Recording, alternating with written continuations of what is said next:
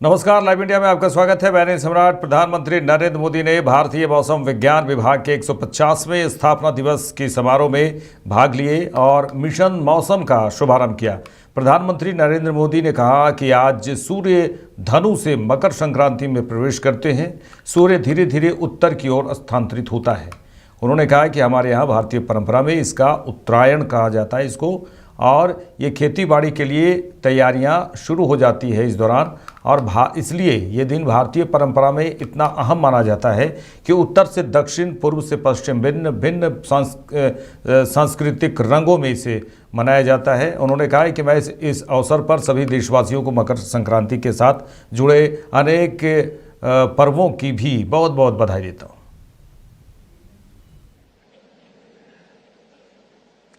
साथियों, आज सूर्य धनु से मकर राशि में कैप्रिकॉर्न में प्रवेश करते हैं।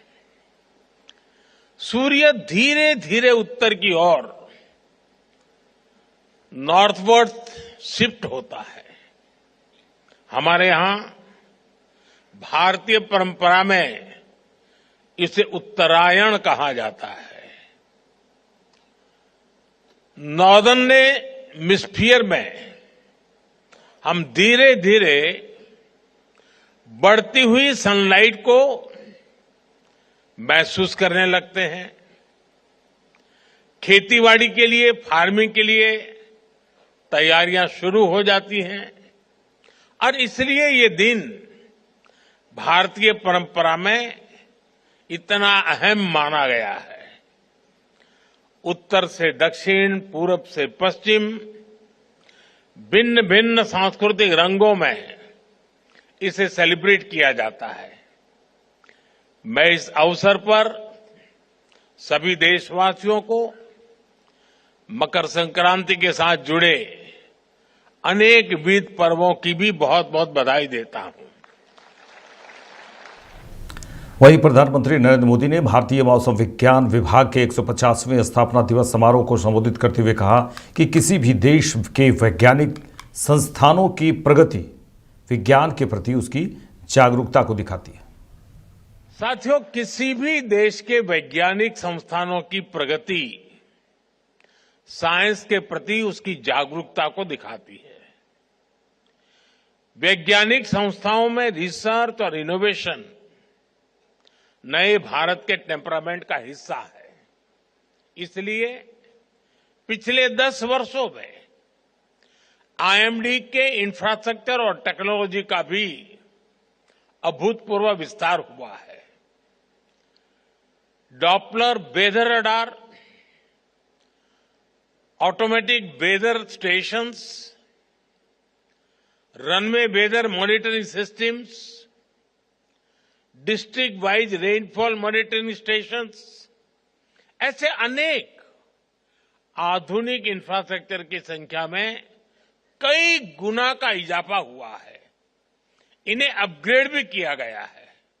और अभी डॉक्टर जितेंद्र सिंह जी ने आंकड़ों में भी आपको बताया कि पहले कहां थे, आज कहां पहुंचे हैं। मौसम विज्ञान को भारत की स्पेस टेक्नोलॉजी और डिजिटल टेक्नोलॉजी का भी पूरा फायदा मिल रहा है। आज देश के पास अंटार्कटिका में मैत्री और भारती नाम के 2 मीटरोलॉजिकल ऑब्जर्वेटरीज हैं। पिछले वर्ष अर्क और अरुणिका सुपर कंप्यूटर शुरू किए गए हैं। इससे मौसम विभाग की विश्वसनीयता भी पहले से कहीं ज्यादा बढ़ी है। भविष्य में भारत मौसम की हर परिस्थिति के लिए तैयार रहे। भारत एक क्लाइमेट स्मार्ट राष्ट्र बने, इसके लिए हमने मिशन मौसम भी लॉन्च किया है। मिशन मौसम सस्टेनेबल फ्यूचर और फ्यूचर रेडीनेस को लेकर भारत की प्रतिबद्धता का भी प्रतीक है। चलिए आगे बढ़ेंगे। आरजेडी सांसद मीसा भारती ने क्या कुछ कहा है। उन्होंने कहा है कि सभी को मकर संक्रांति की शुभकामनाएं उन्होंने दी है और उन्होंने ये कहा कि आज से ही शुभ काम शुरू हो जाते हैं। हम ईश्वर से यही कामना करते हैं कि 2025 में बिहार की तरक्की हो। उन्होंने बिहार को लेकर 2025 में किस तरह से बिहार तरक्की करेगा उसको लेकर कहा है कि 2025 में कामना करते हैं कि बिहार की तरक्की हो, बेरोजगारी दूर हो, बिहार में फैक्ट्रियां लगे। मकर संक्रांति की आप सब लोग को शुभकामना। बिहार के सारे लोगों को, देश के लोगों को शुभकामना कि सब लोग अच्छे से मकर संक्रांति मनाएं। नीतीश कुमार के आने की भी कहा जा रहा है कि कुछ बिहार में सियासत पलट सकती है दीदी। देखिए, बहुत काफी दिनों से इस बात की चर्चा हो रही है क्योंकि बीते समय में आप लोगों ने देखा है कि मकर संक्रांति के बाद बहुत उलटफेर हुआ है, तो मुझे ऐसा कुछ नहीं लग रहा है। और भी कुछ चर्चाएं चल रही हैं कि बिहार में सियासत जो है वो तब्दील हो सकती है। सर, कैसे देख रही हैं इसको दीदी? देखिए, मैं बार बार कहती हूँ कि राजनीति में कुछ भी असंभव नहीं है, तो अभी इस पे कहना बहुत जल्दीबाजी होगा।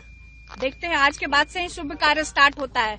हम सब हिंदू हैं, तो आप शादी ब्याह भी आप देखिए कि खरवास था, खरवास आज के बाद से खत्म हो जाएगा, तो उसके बाद से सारे शुभ कार्य होंगे और पॉलिटिकल भी शुभ कार्य। जैसे कि आपको पता है कि आगे विधानसभा का चुनाव है। 99 नीचे कुंभ भी चल रहा है दीदी। कहा जा रहा है कि अपोजिशन वाले जो हैं वो हिंदू विरोधी हैं, इसीलिए उस पर बयान दे रहे हैं। कैसे देख रही हैं इसको?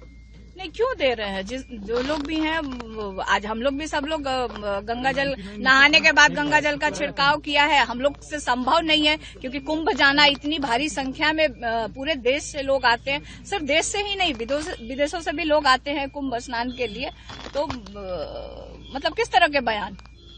किसको सर्टिफिकेट, मतलब किसको सर्टिफिकेट चाहिए हिंदू होने का और कौन सर्टिफिकेट बांट रहा है? आपको लगता है आज के बाद सब कुछ सरकार ही होता है? अभी आपने कहा मतलब हिंदू धर्म में यही मान्यता, बचपन से हम यही देखते आए हैं कि खरमास के बाद 14 तारीख से आज नया साल भी लोग मानते हैं, फसल कटता है। बहुत जगह अलग अलग नामों से आज मनाया जाए, बहुत जगह लोहड़ी बोलते हैं, बहुत जगह ओणम है। तो देश में अलग अलग कोने में आज से सब शुभ कार्य शुरू होता है। लगता है कुछ शुभ सोचेंगे।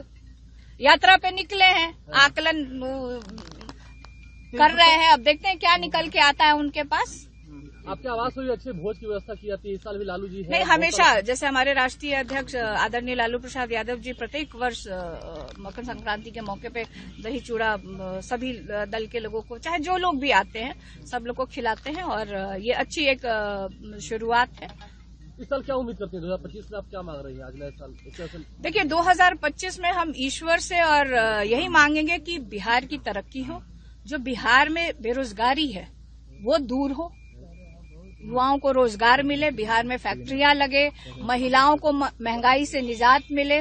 तो यही हम चाहते हैं और बिहार के लोग खुशहाल रहेंगे तो हम लोग भी खुशहाल रहेंगे। नीतीश जी को इस बार निमंत्रण नहीं गया है क्या? ये तो अंदर जाके पता करना होगा। आप चाहते हैं कि वो आए? चाचा है, हम तो चाह रहे हैं कि नरेंद्र मोदी जी भी आए, अमित शाह जी भी आए। ये तो अच्छी बात है। घर में अगर मतलब लोग, बड़े लोग आते हैं, मतलब हमसे। कथावाचक जया किशोरी ने महाकुंभ मेला 2025 पर कहा है कि सभी को मकर संक्रांति की बहुत बहुत शुभकामनाएं उन्होंने दी है और उन्होंने कहा है कि मुझे बहुत खुशी है कि मैं पहली बार कुंभ में स्नान के लिए आई हूं। मैं चाहूंगी कि देश का हर व्यक्ति महाकुंभ के दर्शन कर सके। आप सभी को मकर संक्रांति की बहुत बहुत शुभकामनाएं और मुझे बड़ी खुशी है क्योंकि मेरा पहली बार है ये कुंभ में, तो मुझे बहुत खुशी मिल रही है। एक तो यही कि पहली बार है, फिर पहला स्नान है और जो ये सत्र में देख रही हूँ, ये जो भीड़ तो नहीं कहूंगी पर भक्तों का सैलाब आया है, वो दर्शन पहली बार मैंने किया, मुझे बड़ी खुशी है। मैं चाहूंगी हर व्यक्ति, देश का हर सदस्य इसके दर्शन कर सके, ये मेरी कामना होगी, तो सभी जरूर आए। पहले शाही स्नान, अब अमृत स्नान कैसे? देखिए, मैं तो बहुत सुंदर तरीके से देखती हूँ। मुझे लगता है, मैं अपनी कथाओं में कहती हूँ कि बच्चे पाश्चात्य संस्कृति के और इसलिए बढ़ते हैं क्योंकि वो अपनी संस्कृति को बहुत उजागर करके बताते हैं। हम जिस दिन बताना शुरू करेंगे उस दिन अपने आप ही बच्चे इस तरफ आने लगेंगे। तो ये एक तरीके का वही है कि हम उजागर करके अपनी संस्कृति, अपना धर्म, अपने संस्कार दुनिया को दिखा रहे हैं, जिससे बच्चे आकर्षित हो, युवा आकर्षित हो और उनका ध्यान भगवान में, भक्ति में, धर्म में और संस्कृति में जुड़े। बीजेपी नेता शहजाद पूनावाला ने कहा है कि छोटे मियाँ और बड़े मियाँ, उन्होंने कहा है कि के बीच जो लड़ाई शुरू हो गई है, कुछ महीने पहले आम आदमी पार्टी और कांग्रेस पर निशाना साधते हुए उन्होंने कहा कि बड़े मियाँ और छोटे मियाँ की बात की है। उन्होंने कहा कि कुछ महीने पहले हम साथ साथ हैं के गाने गा रहे थे ये लोग, और अब गा रहे हैं दिल्ली में जो चुनाव है उसको लेकर। आप दोनों ये गाना गा रहे हैं, हम आपके हैं कौन। देखिए, कल से जो हम देख रहे हैं ये छोटे मियाँ और बड़े मियाँ की लड़ाई शुरू हो चुकी है। मतलब कुछ महीने पहले तक कांग्रेस और आम आदमी पार्टी हाथ में हाथ मिलाकर हम साथ साथ है गा रहे थे। अब उनका हम आपके है कौन हो चुका है। इसी को कहते हैं फ्रेंडशिप विद बेनिफिट। जैसे बेनिफिट खत्म हो गया, अब फ्रेंडशिप भी टूट गई है। पता नहीं 2-3 महीने के बाद जब दोनों चुनाव हार जाएंगे, छोटे मियाँ और बड़े मियाँ, मतलब कि आम आदमी पार्टी और कांग्रेस पार्टी, तो हो सकता है फिर से एक साथ आ जाए। तो आज कुल मिलाकर बात तो ये है कि दोनों आम आदमी पार्टी और कांग्रेस एक दूसरे को आज तो गाली दे रहे हैं, परंतु दोनों में समानताएं तो वही है। दोनों ने भ्रष्टाचार किया, दोनों सीएजी रिपोर्ट से भागते हैं, दोनों ही तुष्टीकरण की राजनीति करते हैं, दोनों ही सनातन हिंदू का अपमान करते हैं। तो आज जो दो पुराने यार थे वो एक दूसरे के खिलाफ हो चुके हैं। लेकिन सर, अरविंद केजरीवाल तो ये कह रहा ना कि राहुल गांधी कांग्रेस को बचाने की है, मेरी लड़ाई देश को बचाने की है। देखिए, अरविंद केजरीवाल जी, अगर कांग्रेस की लड़ाई केवल कांग्रेस को बचाने की थी तो फिर 2024 के लोकसभा चुनाव में आप उनके साथ क्यों गए? क्या आप भी कांग्रेस को बचाना चाहते थे? कांग्रेस के साथ हम हाथ नहीं मिलाएंगे, बच्चों की सौगंध खाने वाले अरविंद केजरीवाल ने हर बात पर यू टर्न किया, और आज उसी कांग्रेस पार्टी जिसका समर्थन लेके वो पहली बार सत्ता में आए, जिसके साथ पिछला चुनाव लड़ा, जिसके साथ वो गठबंधन करने के लिए हमेशा आतुर रहे हैं, वो उनको अलग प्रकार से कह रहे हैं। तो मुझे लगता है कि ये दिखाता है कि आम आदमी पार्टी और कांग्रेस पार्टी, वैसे दोनों ही पार्टियां वोट बैंक की राजनीति में एक ही। शिवसेना यूबीटी सांसद संजय राउत ने कहा है कि इंडिया गठबंधन निश्चित रूप से सरवाइव करेगा। उन्होंने कहा कि अगर हम इंडिया गठबंधन को जिंदा नहीं रखेंगे तो विपक्ष नहीं बचेगा, ये लोग विपक्ष को मार देंगे। और उन्होंने यही कहा कि ये सही है कि इंडिया गठबंधन सिर्फ लोकसभा चुनाव के लिए बना था, लेकिन उन्होंने अपने विचार प्रकट किए हैं और उन्होंने कहा है कि इसे बरकरार रखना देश की जरूरत है। डेफिनेटली इंडिया अलायंस सर्वाइव करेगा, क्यों नहीं करेगा। अगर हम इंडिया अलायंस को जिंदा नहीं रखेंगे तो अपोजिशन जिंदा नहीं रहेगा, मार देंगे ये लोग, खत्म कर देंगे। ये तानाशाह है, खतरनाक लोग हैं हमारे सामने। तो दिल्ली में क्यों नहीं साथ? बात ऐसी है कि जैसे हमने कहा, ये बात सही है कि इंडिया अलायंस लोकसभा चुनाव के लिए ही बना था, लेकिन उसको अब बरकरार रखना देश की जरूरत है, लोकतंत्र की जरूरत है। विधानसभा दिल्ली की है, अब वहां कांग्रेस और आम आदमी पार्टी दोनों को लगता है कि हमारी ताकत है, दोनों लोकसभा में एक साथ लड़े थे, एक भी सीट नहीं जीत पाए। अगर बैठकर उसमें कुछ सुलह हो जाता तो हम सबको आनंद हो जाता। वैसे महाराष्ट्र में भी हमने कहा है कि जो लोकल बॉडी चुनाव है वो कार्यकर्ताओं के चुनाव रहते हैं, वहां हमको अलायंस करना मुश्किल होता है, लेकिन विधानसभा और लोकसभा में जरूर हमारा अलायंस रहेगा, उसमें कोई दो राय नहीं है। लेकिन ये जिस तरह से खबरें आप दे रहे हैं कि इंडिया अलायंस टूट गया, महाविकास अघाड़ी टूट गई, ऐसा नहीं है। अलग अलग पार्टी है, अलग अलग विचारधारा होती है। हम एक साथ आते हैं लोकतंत्र के लिए, संविधान के लिए, लोगों के लिए, तो सबको कुछ ना कुछ कॉम्प्रोमाइज करनी पड़ती है। जैसे कि हम ये हमेशा कहते थे कि भारतीय जनता पार्टी बड़ी पार्टी है। जब हम एनडीए में थे तो भारतीय जनता पार्टी बड़ी पार्टी होने के नाते, बड़ा भाई होने के नाते दिल्ली में सबको संभाल कर आगे जाने की जिम्मेदारी बीजेपी की रहती थी। वैसे ही कांग्रेस पार्टी हमारे अलायंस में एक बड़ी पार्टी है।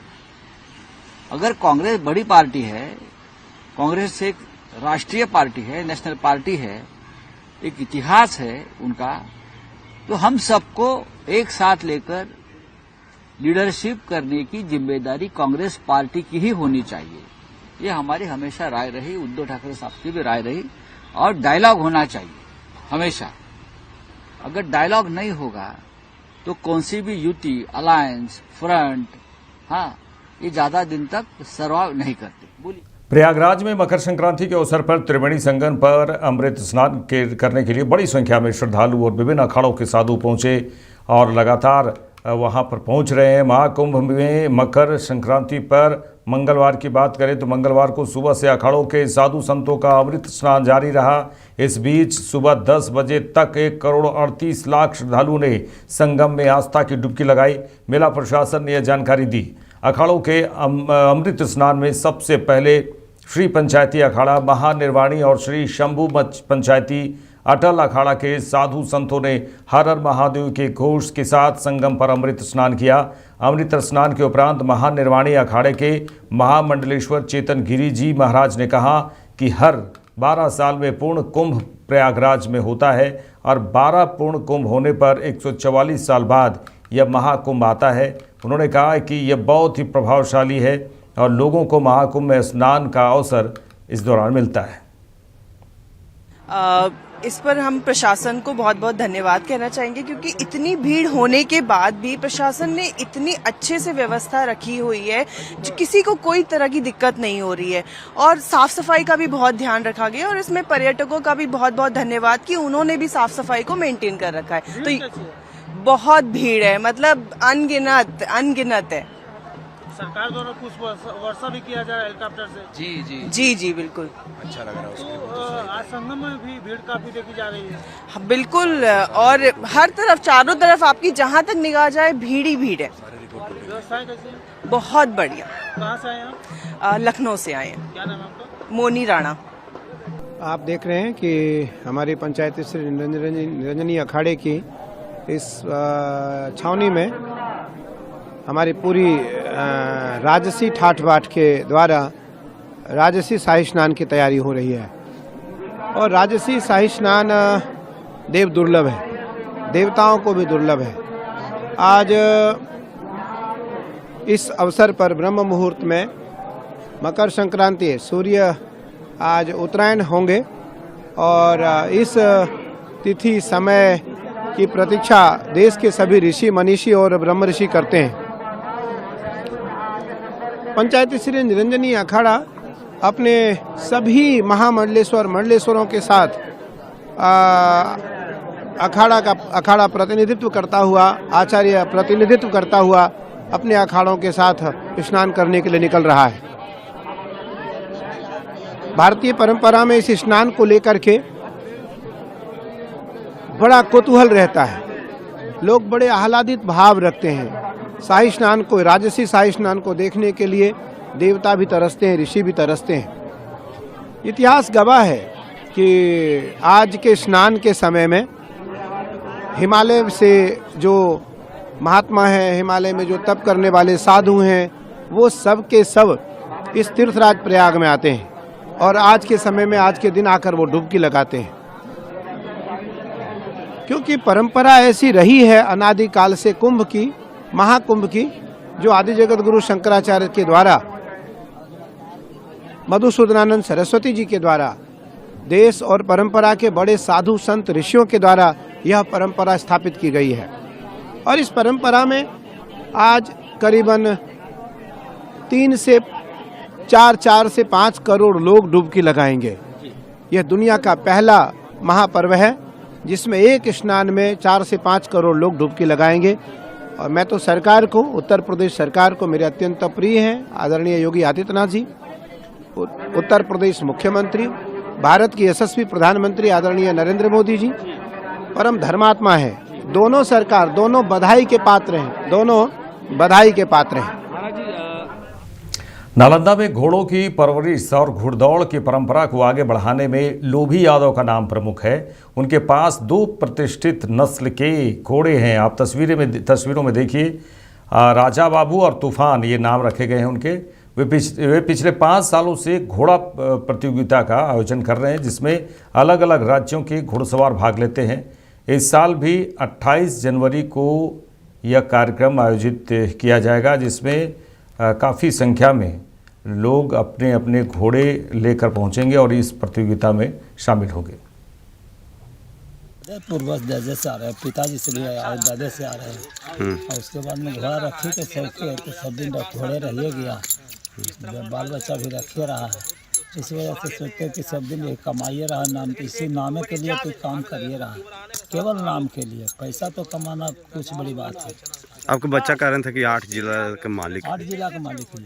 हाँ, अरवल, जहानाबाद, गया, टेकारी, दिहुरा, आरा, मुजफ्फरपुर, सिकंदरपुर में जीत के आया है जी।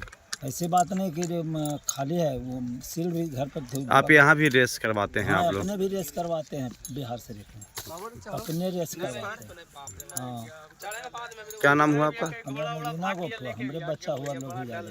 छपरा सर्किट हाउस में एनडीए की कार्यकर्ता सम्मेलन में जेडीयू के प्रदेश के मुख्य प्रवक्ता नीरज कुमार ने कहा है कि एनडीए कार्यकर्ता सम्मेलन हमारी एकजुटता और सुशासन के प्रति प्रतिबद्धता का प्रतीक है। हर जिले में कार्यकर्ताओं की महत्वपूर्ण भूमिका को रेखांकित करता है। वहीं उन्होंने तेजस्वी यादव पर हमला बोलते हुए कहा है कि आरजेडी के शासनकाल को बिहार कभी भूल नहीं सकता, क्योंकि आरजेडी ने अपने कार्यकाल में बिहार को गुंडा राज के दलदल में धकेल दिया था। के नेता माननीय तेजस्वी यादव जी प्रवासी बिहारी हैं, क्योंकि बिहार में कम प्रवास करते हैं। मैं कोई व्यक्तिगत टिप्पणी करने से परहेज करता हूँ, तो लगता है कि वो वर्ड पढ़े हैं, शब्द वाक्य विन्यास नहीं पढ़ पाए हैं बेचारे। क्योंकि उनकी डिग्री कम है तो स्वाभाविक रूप से राजनीतिक रूप से कायर भी हैं। जो मजबूत आदमी रहेगा वो पूरा बात बोलेगा, छद्म भाषा का इस्तेमाल क्यों करेगा। लेकिन स्वाभाविक रूप से माननीय तेजस्वी यादव जी लगातार इस बात को बोल रहे हैं, तो बोलने का उनको तो अधिकार है, लेकिन पात्रता उनमें नहीं है। इस सवाल पर पात्रता नहीं होने का कारण क्या है कि वो विरासत की राजनीति करने वाले लोग हैं। तो जो विरासत की राजनीति करता है उसकी भाषा छद्म होती ही है। तो हम तो जानना चाहते हैं उन्हीं से कि एक जीटी टैक्स, दबंगई टैक्स, बिहार में चलता था अपहरण टैक्स 80, जीटी 80 और साथ ही साथ आरटी रंगदारी टैक्स, इसके अलावा कुछ और टैक्स वो राजनीति में चलता है। अब उस टैक्स का नाम है LT tax, TT tax, MT tax, ST tax, RT tax, TT tax, ST tax, हर काम में टैक्स। अब भाषा नहीं भाव समझ लीजिए। सर प्लीज आप चलिए आगे बढ़ेंगे। नालंदा की एंकर सराय थाना क्षेत्र में कथित 5,97,000 रुपए के लूट का मामला महज 10 घंटे में पुलिस ने सुलझा लिया।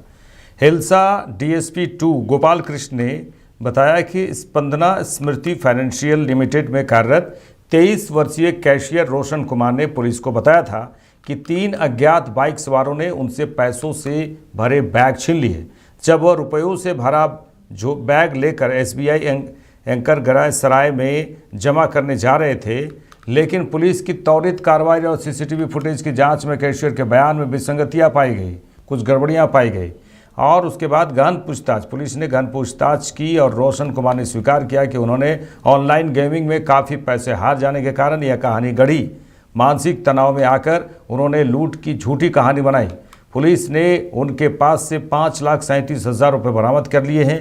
रोशन औरंगाबाद जिला के गो थाना क्षेत्र के ददपी गांव का रहने वाला है और वर्तमान में स्पंदना स्मृति फाइनेंशियल लिमिटेड एंकर गराज सराय शाखा में कार्यरत था।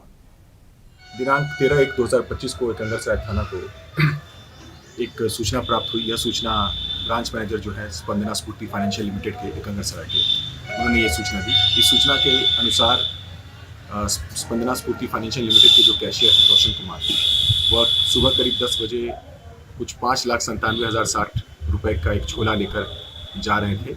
इस पैसा को एसबीआई एकंगर सराय ब्रांच में जमा करना था। तभी हिलसा रोड स्थित एसबीआई एटीएम के पास एक काला रंग का स्प्लेंडर आया, जिस पर 3 अज्ञात व्यक्ति सवार थे और उन्होंने झपट कर यह झोला छीन लिया। यह मामला जब पुलिस के सामने आया तो तुरंत एक FIR दर्ज किया गया और एकंगरसराय पुलिस की टीम CCTV के अवलोकन में लग गई। घटनास्थल के आसपास जितने भी CCTV थे उसको अवलोकन किया गया। इसी दौरान बैंक के कर्मियों के साथ भी पूछताछ की गई और जब जो रोशन कुमार है, जो कैशियर है, उनका बयान लिया गया और जब CCTV का अवलोकन भी किया गया तो उसके बाद एक असमानता सामने आई और इस असमानता को देखकर पुलिस के द्वारा यह निर्णय लिया गया कि कैशियर रोशन कुमार से एक बार गहनता से और पूछताछ करनी चाहिए। इसी पूछताछ के दौरान इनके द्वारा एक कन्फेशन किया गया। कन्फेशन में यह बात सामने आई कि रोशन कुमार जो है वह ऑनलाइन गेमिंग के शौकीन थे, उनको इसकी लत थी और इसी ऑनलाइन गेमिंग के कारण काफ़ी पैसा हार चुके थे। तो इस मुसीबत से निजात पाने के लिए इन्होंने एक मनगढ़ंत कहानी रची कि इनके द्वारा जब पैसा ले जाया जा रहा था तो कुछ लोग जो स्प्लेंडर से आए थे, 3 व्यक्ति, अज्ञात व्यक्ति पैसा लेकर गए, पर ऐसा कुछ सही नहीं था। यह मामला फर्जी है और इन्हीं के बयान के आधार पर 5,37,060 रुपया इनके कमरे से बरामद किया गया।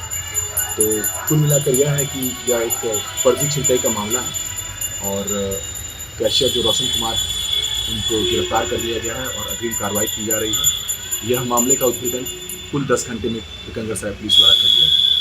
इसमें नालंदा जिला की तकनीकी शाखा का भी योगदान रहा। भागलपुर के अजगैबीनाथ धाम में हजारों श्रद्धालुओं ने आस्था की डुबकी लगाकर अजगैबीनाथ मनोकामना शिवलिंग की पूजा अर्चना की। अजगैबीनाथ धाम के उत्तर वाहिनी गंगा में डुबकी लगाकर मनोकामना शिवलिंग की पूजा अर्चना की गई। हजारों भक्त इस दौरान पहुंचे। गरीबों की बात करें तो गरीबों में बढ़ती ठंड को देखते हुए कंबल का भी वितरण किया गया। कई लोग कंबल का वितरण करते हुए नजर आए। आपको बता दें कि हर साल भागलपुर के अजगैबीनाथ धाम आकर मकर संक्रांति के दिन भक्त उत्तर वाहिनी गंगा में डुबकी लगाते हैं और गरीबों की मदद करते हैं।